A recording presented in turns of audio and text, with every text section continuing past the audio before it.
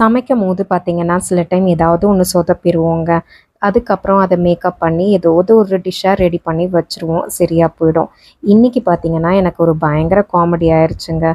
இன்னைக்குன்னு இல்ல, இது செகண்ட் டைம் நான் ஃபேஸ் பண்றேங்க. எப்பவும் இங்க இடியாப்பம் மாவு பார்த்தீங்கன்னா, ரெடிமேடா வாங்கி தாங்க செய்வேன். இன்னைக்கு டின்னருக்கு சரி இடியாப்பம் ட்ரை பண்ணலான்ட்டு ட்ரை பண்ணேங்க. ரொம்ப சூப்பரா மாவெல்லாம் அழகா கிண்டி ரெடி பண்ணி வச்சுட்டேங்க. புளியும்போதும் மாவு சூப்பரா இருந்துச்சு. இடியாப்பமும் ஸ்டீம் பண்ணி எடுத்துட்டேங்க. இடியாப்பம் ஸ்டீம் பண்ணதுக்கப்புறம் ஹாட் பேக்கில் போட்டுட்டு சரி இப்படி எடுத்து பார்த்தா திரும்பவும் அது மாவாக மாறிடுச்சுங்க. நிஜமாவே ரொம்ப ஷாக்கிங்காக இருந்துச்சுங்க. திரும்பவும் இதை போட்டு நம்ம புழிஞ்சு திரும்பவும் ஸ்டீம் பண்ணவும் முடியுது. அகேன் திரும்பவும் இது ஸ்டிக்கியாக திரும்பவும் நம்ம ரோல் பண்ணி மாவாக்கிடலாங்க. இதுக்கு நான் மேஜிக் மாவுன்னு தாங்க பேர் வச்சுருக்கேன். இது எதுக்காக நம்ம யூஸ் பண்ணலாம் என்னன்னே எனக்கு புரியலங்க.